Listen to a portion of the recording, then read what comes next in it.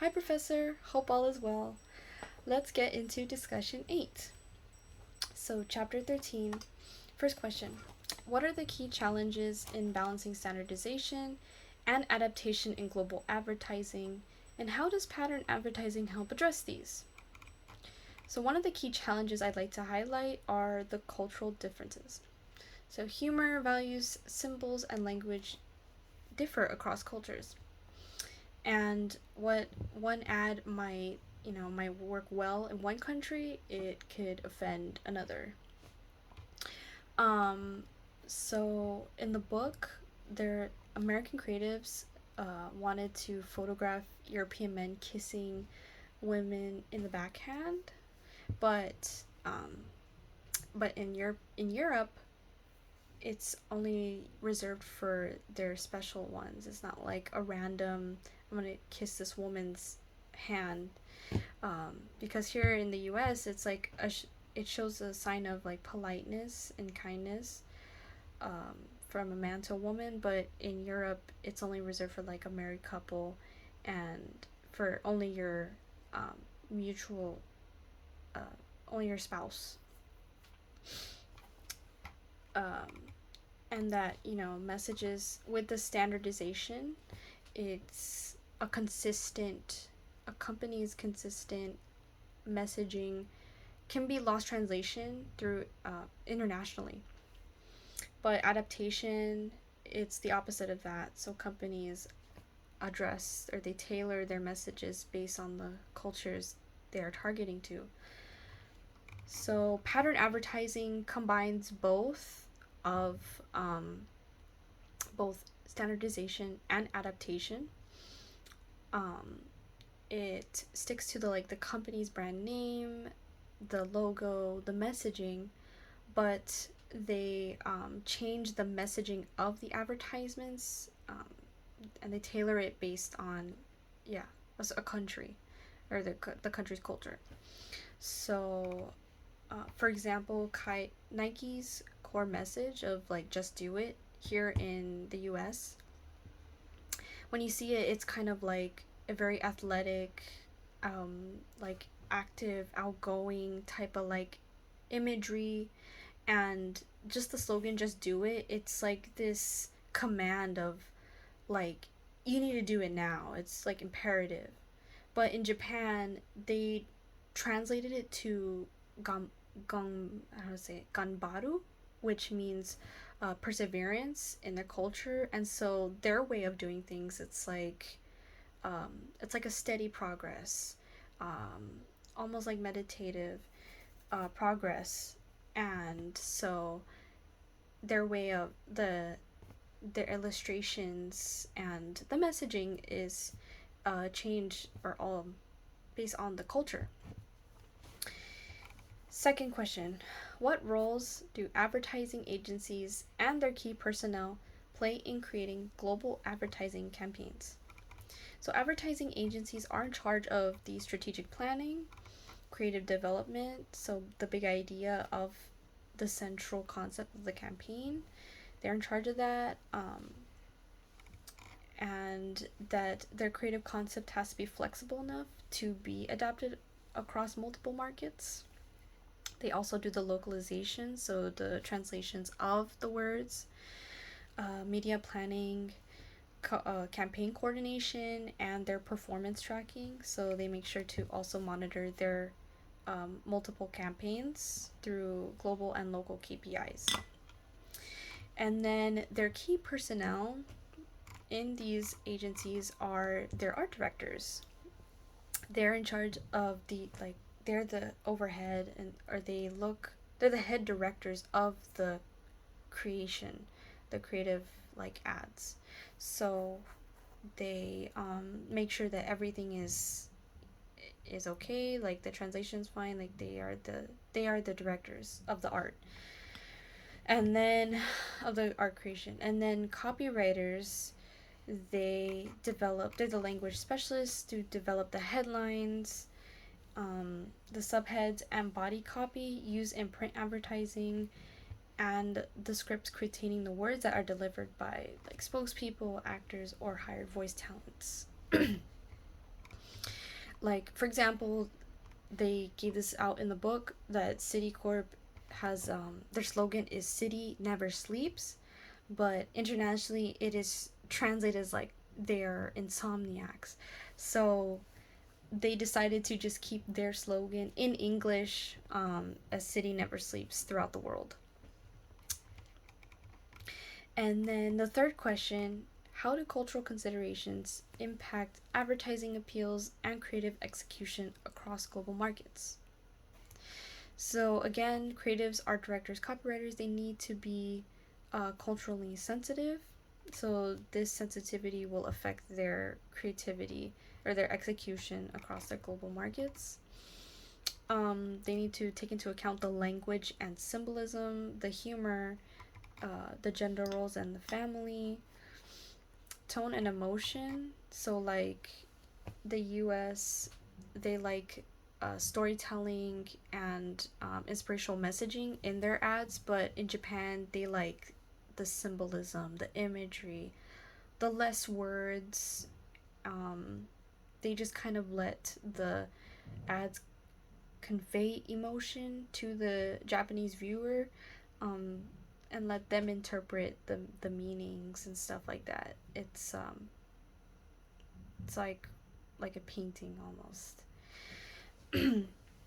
And um, fourth question: what are the main factors companies should consider when making media decisions across international markets? So I have a couple here. Media availability. They need to make sure that the market they are uh, they're going to advertise to is matching with the company's kind of like media ambition, per se. So, for example, a company wants to promote their app, and the app is shown through a mobile phone. Now, if they target a country that has less than 50% of the the less than 50% of their population has no mobile phone, um oh no, more than 50% of that population has no mobile phone, and the company kind of like needs people to see their app on the mobile phone, and it's kind of like useless because um they're investing in something or putting their resources into that country cannot fulfill their their kind of like campaign, their marketing campaign goal of achieving like an app awareness or marketing awareness of the app that is uh 50, 50% or more.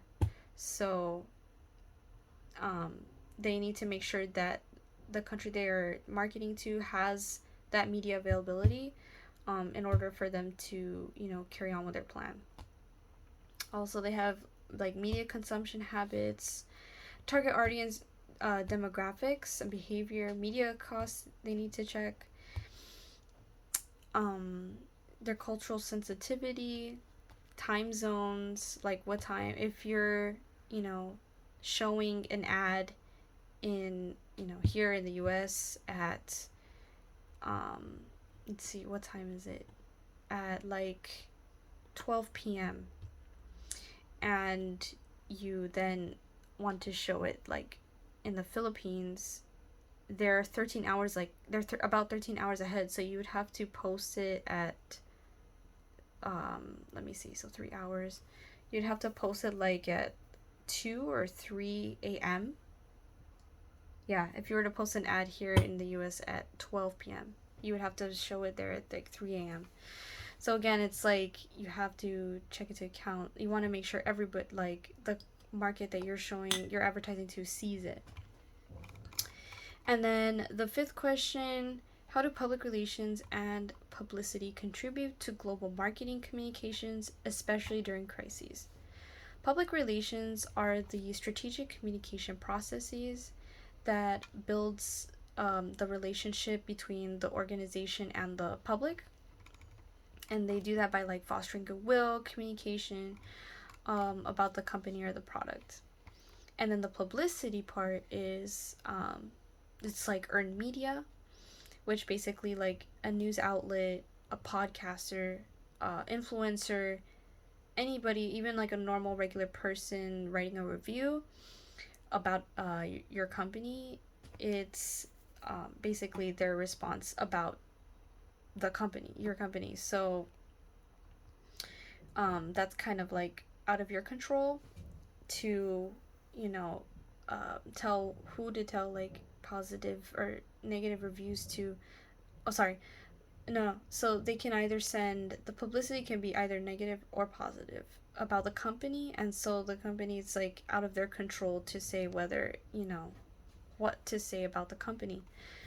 Um, Whereas public relations, it's like it is controlled by the company, and so they can, send a good message, or they can put their own message through their website, through the news, through their social media handles, for example. PR contributes to global marketing crises. Global crises, by resolving disputes, anticipating conflicts. They can build consensus and understanding, create trust and harmony, and like respond with facts. Like I said again, to through like newsletters, showing tours of the company, articles about them, and their professional like knowledge. So again, the company wants to have a good look on the public, and so they doing these sort of acts can maintain the brand image as positive and build trust in their audience. So that's all the chapter 13 questions. Now we're going on to the first article.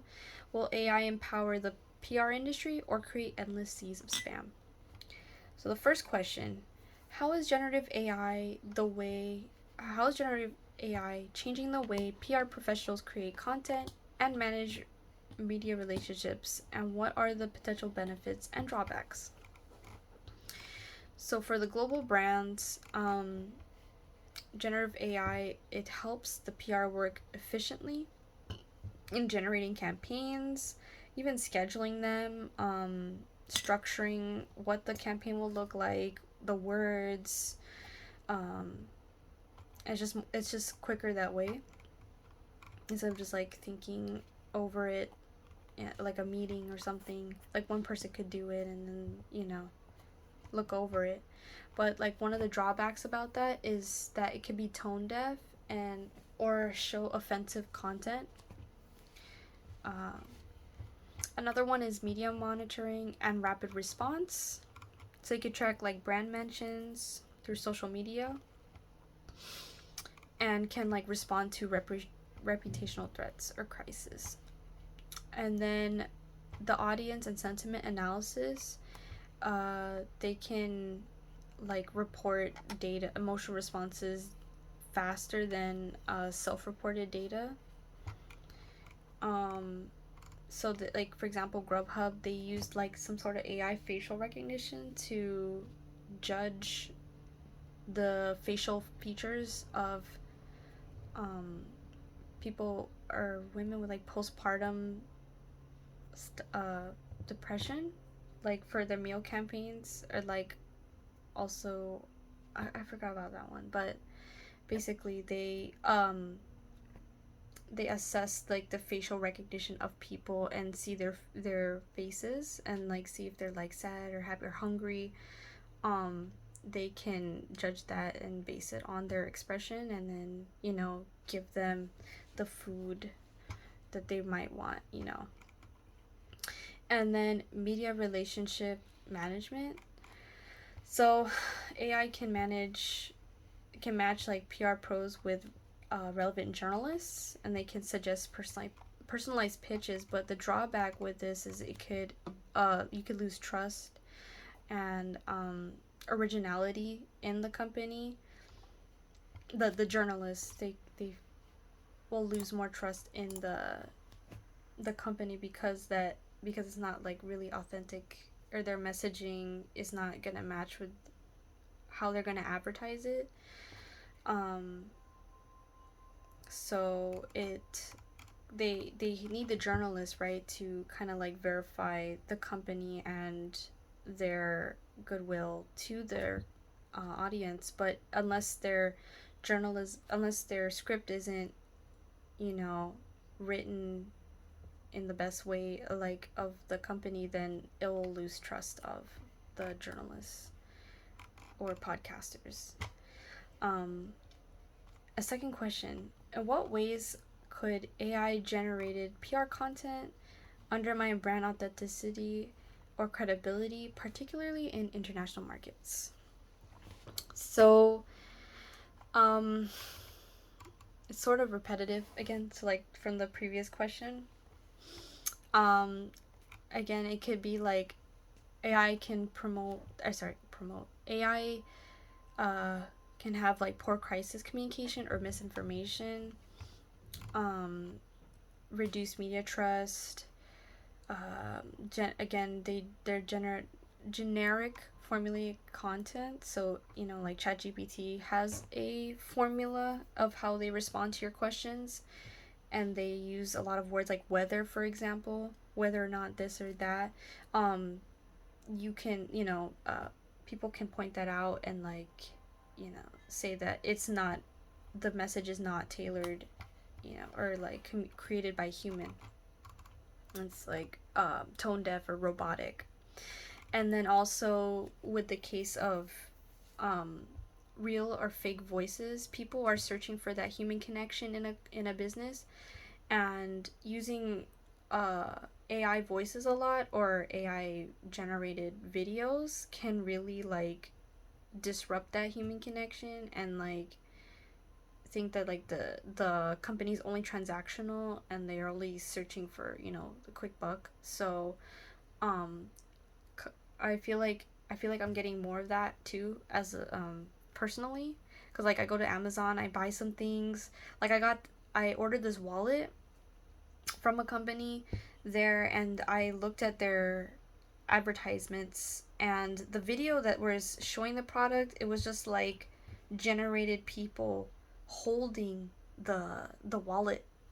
Like it was just too like perfect, the people.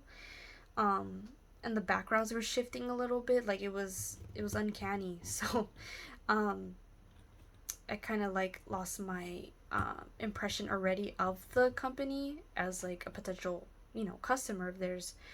And I yeah, it just like it damaged like that trust already, so I just decided not to get it from them. So yeah, these are AI's ways of like undermine the brand authenticity. It's like the repetitiveness and the fake voices and the generated images. It could be um, mis representing the brand. And then the third question: should PR firms and global corporations establish guidelines for AI generated communication? If so, what key elements should be included? So again, like there should be preventions toward tone deaf or like insensitive content. Make sure that when working with the AI, you can teach it to or train it to know the brand. So like you tell it the name, the mission statement, vision statement, um, the slogan, what the logo looks like, all of it. So it gets an idea already um, of how to specifically tailor your content based on like the brand identity, right? Uh, there should also be like protection against legal risks. So again, make sure that the AI is not giving out misleading information. Always cite your wording or your sources, and that make sure that humans are looking. Oh, there's human oversight in the content creation, and that it is built into the AI. And it's not all determined by AI, right? And then uh, there's a couple more, I think. Yeah. Oh, and make sure that there's like there should be cultural sensitivity checks, so that maybe they can adjust the certain regions what to say and what not to say. If you're doing like it could even do translations, for example. Um, just making sure, like, so if Japan has us, with the ads and stuff, like make sure that the ad does not have a lot of words, so and then the AI can take that prompt and then put it into its database, and then so when you generate your own AI and then your own AI, you create your own campaign here in the US and you want to translate it to Japan, it knows already. Um, so again, I think training the AI to do that can help immensely and help the PR for future creations of future campaigns. So that's all of Article 2. Oh, sorry, Article 1. And then the second article, Airbnb says its focus on brand marketing instead of search is working. So the first question, why did Airbnb shift its advertising strategy from performance marketing like paid search to brand marketing? And what are the long-term implications of this shift? So um, Airbnb reduced their dependence on paid channels starting in 2019. uh, their stuff was kind of like transactional when they were doing the paid search engine, that people were clicking on it just to see their things. And um, it was effective for quick conversions, but it was less effective for long-term brand equity. And so they did television advertising, public relations, and like global brand messaging through air cover and Airbnb categories. So um, they they reduced they cut their marketing expenses by like 28% in 2021, the first quarter, and that over 90% of Airbnb traffic is like direct. Customers go straight to Airbnb without being like purchased through ads. So they have their own like website already. They even hosted classes one time, I believe, and we joined like one of their free classes, and so we got to learn. I got to learn a little bit more of the way they purchase like properties, for example, and then like the next steps to how to have an Airbnb um running efficiently. And so with that, like, it was like a virtual meeting, so with that it kind of builds that consumer the trust of their audience, and in getting into Airbnb as well. um and again, it builds that long-term relationship that I think it's the key aspect of what keeps a company growing and staying longer in the game, in the market. Second question, how can strong brand marketing help global firms build resilience against digital platform algorithm changes or cost increases? So again, like Airbnb, they had less reliance on paid algorithms. And so with the direct to like the business to consumer, direct to consumer like strategy, they're able to maintain the relationship with their audience. And it's cost efficient. They have what else did I put? They also invest in like other ways besides paid ads. It's like email marketing, their content, branded content, loyalty programs, and community engagement. Like they created Air Cover, which is for Airbnb owners. They it basically covers like their expenses, or it's like an insurance for property damage, lost things, and stuff like etc. etc. So with that, it helps to like ensure that those who have Airbnbs can stay safe and keep continuing their business, um, furthering their trust in the Airbnb company. And then let me see. Third question. Wait, how many questions? Okay, yeah. So this is the last question. Um, how do you think Airbnb's brand focus strategy will be equally effective in new international markets where brand awareness is low? Why or why not? So I kind of saw this as like it could and could not work. Um, it's what could work is like Airbnb's storytelling and strong global identity with the television ads and the other ways that they invested their marketing. um they built this like sense of community and authenticity and belonging, so I feel like that would go a long way with other like local cultures, um and internationally as well. It also could be scalable, so for regions that are into tourism, like maybe Hawaii or um, the Philippines, they want to have people come from like the US or from other countries to come and visit and explore the place. So Airbnb offers like a lot of cheap, they have cheap you know cheap renting.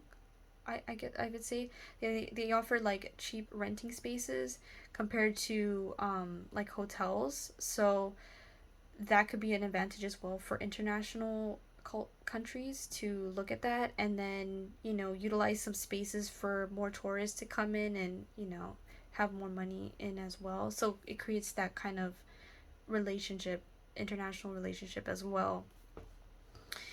Um, and then, but I was thinking that what couldn't work is again the cultural differences. I think some cultures, like here in the US, it's fine. Like if a person staying here and renting, it's okay. But in other countries, it could be seen as like a stranger's entering your home, and it could be unsafe. So, um, the like PR managers or public yeah PR public relations would have to have a deep learning, or deep localization, to understand each of the cultures or each of the regions that they want to establish the Airbnb to. And then again, the competitive pressures. So hotels could be, you know, some hotels could be really established in a country, and then if Airbnb comes in, it could be seen as like, oh, what is this? Like they don't trust it, right? Because this hotel has been tried and true and has been established in the community for a long time.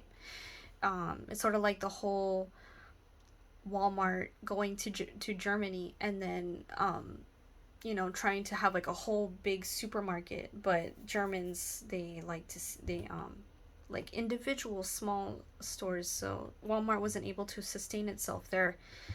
So again, Airbnb needs to check their um, who they're where they're gonna have their properties at, or where they're gonna be established internationally, and then judge it based on the culture, if they can be there or not. And I think that's all of it. Those are all the questions. I hope you enjoyed the responses. Sorry for stuttering a little bit. It was a lot to talk to because I think we had to answer all the questions, and compared to like the discussions in person, I mean virtually, where we just answer like maybe four or two of the questions. Um, but yeah, I hope you enjoyed, Professor, and thank you so much. Um, it really saddens me that we couldn't like do a virtual meeting with you or with the whole class, and especially the last week. But I'm really glad that you taught us about international marketing. I'm even leaving for the Philippines the after the last class, August 11th, I think. So it's kind of like I'm gonna learn more about international marketing. It's like my first time to the Philippines too. So my first time learning international marketing, first time being in like a new space, a new country outside of the U.S. So it's I feel like this will definitely I'll definitely learn a lot, and this lessons will really help. But again, thank you, Professor, and I hope all is well with you. Um, and yeah, hope we'll keep in touch. Okay, bye, Professor.